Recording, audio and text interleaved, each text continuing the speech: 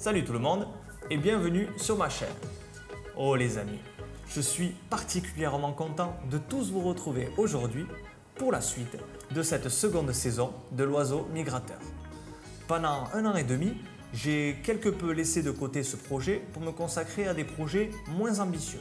Voilà pourquoi on se retrouve presque 1 an et demi après afin de partir à la découverte d'un lieu qui est peut-être le lieu le plus emblématique de la Guyane, puisqu'il s'agit en quelque sorte de sa capitale, Cayenne.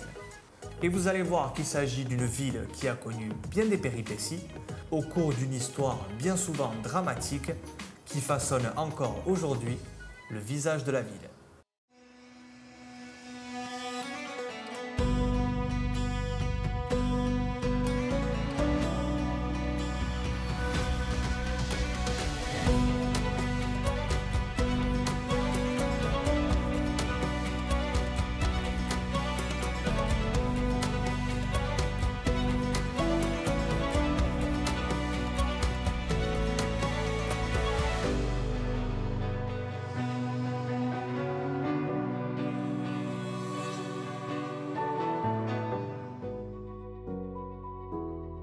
Bienvenue à Cayenne, la capitale économique guyanaise. Vue d'en haut, la ville paraît bien calme, bordée par la mer et rattrapée par la végétation. C'est peut-être le meilleur point de vue de cette ville. Mais ne vous fiez pas à ces plans de drone. Cayenne est une ville tout sauf calme. La ville est bruyante, constamment en travaux, et le trafic y est juste horrible. Et Cayenne, en plus de devenir vieillissante, connaît la pollution et surtout la pauvreté.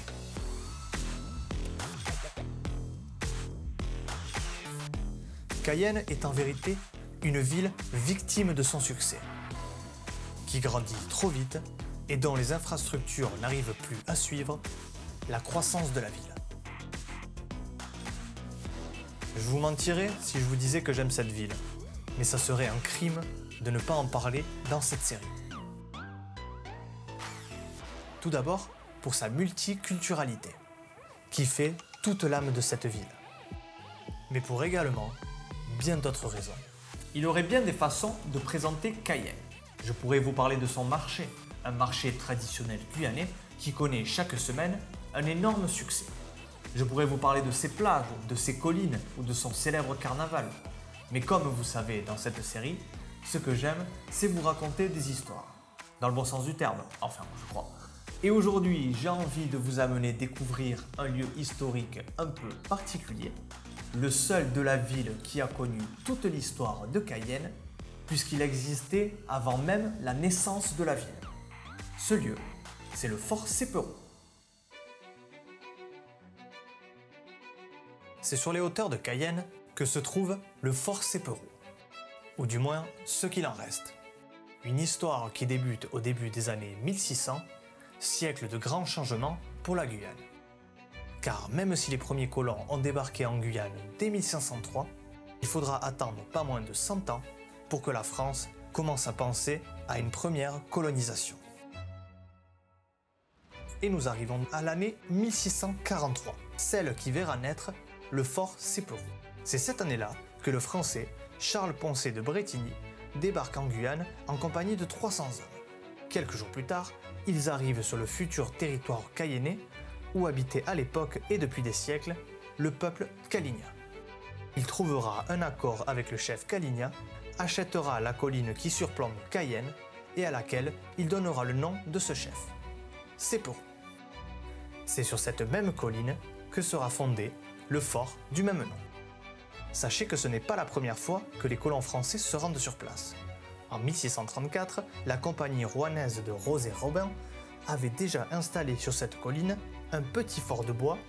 Cette implantation ne perdurera pas, certainement en raison de l'hostilité du territoire guyanais, mais également à cause des conflits avec les Premières Nations. Mais revenons en 1643. On pourrait s'imaginer que cette fois, les choses vont un peu mieux se passer, puisqu'un deal a été trouvé entre colons et Premières Nations pour l'acquisition du mont Séperon.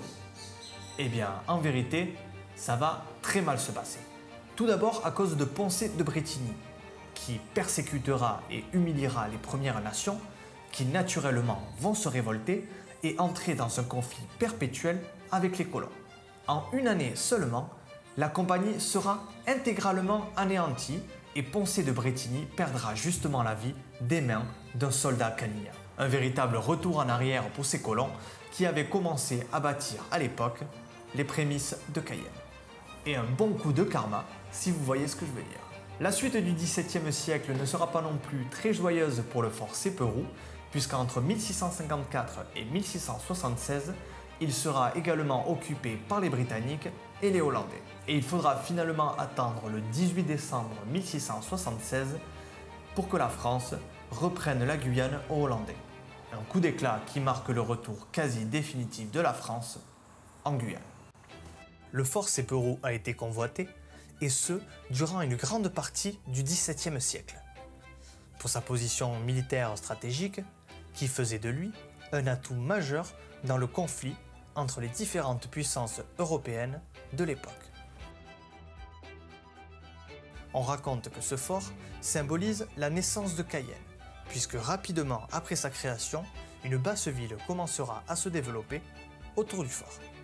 Et à partir de la reconquête de la Guyane par les Français, en 1676, il deviendra le pionnier d'une Cayenne fortifiée.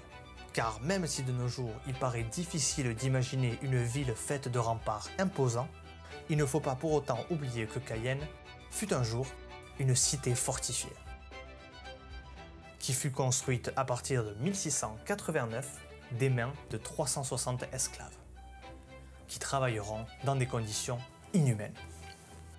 Pour créer une cité fortifiée de plusieurs dizaines de kilomètres carrés, peut-être ironiquement la plus belle version de Cayenne de toute l'histoire, du moins en termes d'architecture. Il est vrai qu'à cette époque, Cayenne a plutôt belle mine.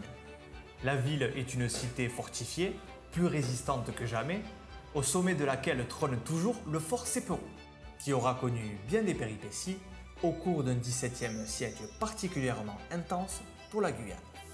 Eh bien, le début du XVIIIe siècle ne sera pas non plus très tendre avec la Guyane. Dès l'année 1701, un incendie s'abattra sur le fort, détruisant une partie de ses bâtiments avant de s'étendre sur la ville, détruisant une grande partie de ses habitations. Malheureusement, le fort ne connaîtra jamais de belles années, puisque dès la première moitié du XVIIIe siècle, il sera progressivement rétrogradé à 4 bâtiments et à une fonction des plus basiques, servir de porte-drapeau pour la ville de Cayenne. Alors, on pourrait voir ça comme une retraite bien méritée, mais en vérité, le fort ne connaîtra jamais véritablement de répit.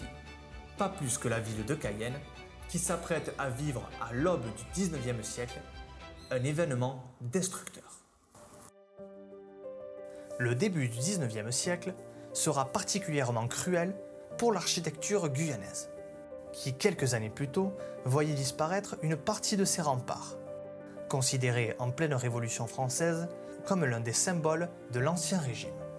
C'est donc une ville de Cayenne déjà touchée qui voit débuter le XIXe siècle et qui connaîtra une dernière invasion destructrice. Car en 1809, la Guyane se retrouvera envahie par le Portugal pour les 8 années suivantes. À leur départ, en 1817, ils feront sauter les systèmes défensifs de la ville, changeant le visage de Cayenne pour toujours. Difficile d'imaginer aujourd'hui Cayenne comme une ville fortifiée. Ici, on ne trouve plus le moindre rempart ou le moindre vestige d'avant le XIXe siècle. Le fort Séperoux subira également son lot d'attaques et sera réduit à seulement 3 bâtiments délabrés. Lorsque je me promène dans Cayenne, je me dis souvent qu'il y a peu de bâtiments historiques, peu d'édifices ayant traversé le temps. Et aujourd'hui, je comprends pourquoi. Cayenne n'a jamais eu une vie facile, et cette succession de conflits et de drames a façonné le visage de la ville d'aujourd'hui. Cayenne n'est pas en manque de succès. Elle est aujourd'hui l'épicentre de la Guyane, où il se passe bien des choses. Le fort, quant à lui, est toujours là, devenu un des lieux les plus emblématiques de Cayenne et qui garde depuis presque 400 ans un regard sur la ville. Voilà les amis, c'est à peu près tout pour ce 4e épisode de l'Oiseau Migrateur. J'espère que cet épisode vous aura plu. Moi en tout cas ça m'aura fait énormément plaisir de tous vous retrouver. Dans mon travail de recherche comme dans mon travail de présentation, je prends énormément de plaisir à vous présenter des anecdotes sur cette ville de Cayenne ou sur n'importe quel lieu en Guyane. Il faut dire que chaque fois que je fais des recherches sur la Guyane, c'est quasiment tout le temps des choses que j'ignore et qui me font découvrir la Guyane sous un autre œil en fait. Donc en tout cas j'espère que ça vous aura plu. Je vous rassure, cette fois vous n'aurez pas à attendre 1 an et demi pour avoir la suite de cette série. Je travaille déjà à l'heure actuelle sur un nouveau sujet qui, je l'espère, sortira très très vite. Mais en attendant, on n'oublie pas de s'abonner, on n'oublie pas de partager cette vidéo. Rappelez-vous que la meilleure façon d'encourager un créateur de contenu, c'est tout simplement de regarder sa vidéo ou de la partager. Et j'espère que vous serez encore très nombreux à suivre la suite de cette série. Voilà, je vous dis à très vite pour un nouvel épisode de l'Oiseau Migrateur. Bye!